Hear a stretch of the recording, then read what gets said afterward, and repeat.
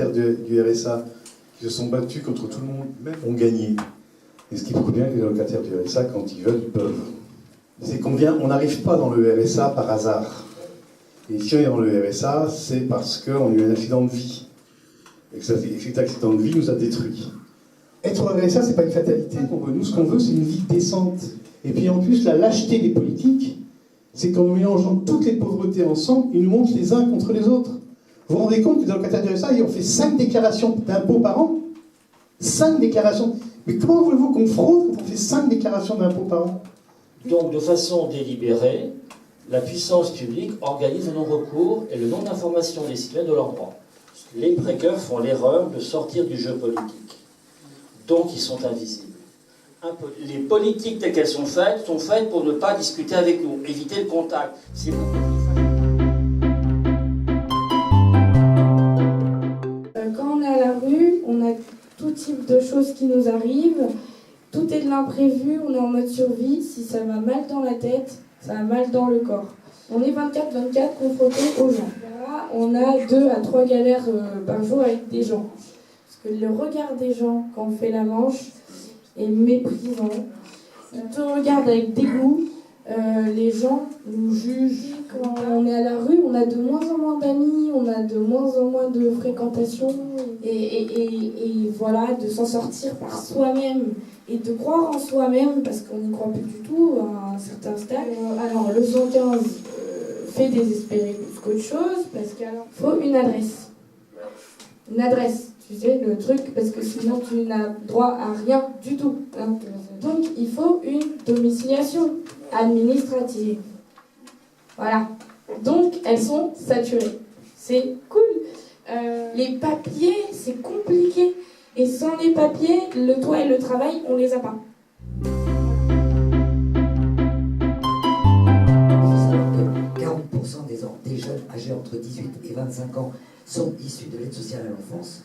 En fait, moi, pendant des années, je me suis dit, de toute façon, je m'en sortirai jamais. Parce qu'il faut savoir que entre 18 ans et 25 ans, comme tu l'as très justement dit, il n'y a pas de filet financier. Parce que quand on a un enfant, on est prioritaire, mais surtout, on a le RSA et on a le statut de femme isolée. Pour dire aux chefs d'entreprise, c'est pas parce qu'on n'a pas d'adresse qu'on est incompétent.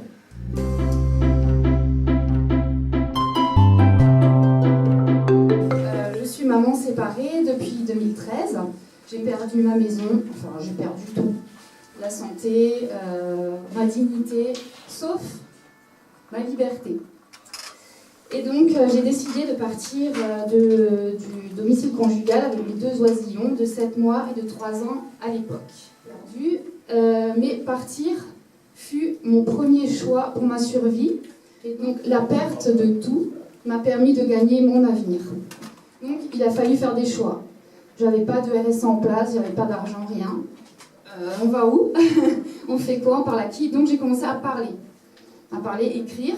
Parce que parler c'est un peu compliqué quand on a honte de notre situation. Puis il va falloir réfléchir ta façon de consommer, complètement.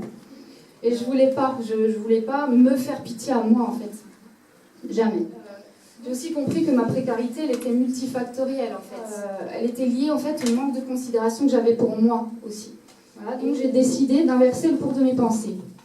Et d'être fière d'être précaire, justement. Donc, je ne suis pas une victime, mais une citoyenne responsable. Parce que même si on est précaire, eh ben, oui, on a le droit à la parole, oui, on a le droit à faire des choix de vie, autant que... Depuis des millénaires, je dirais, les sans-voix, c'est vous, c'est les femmes.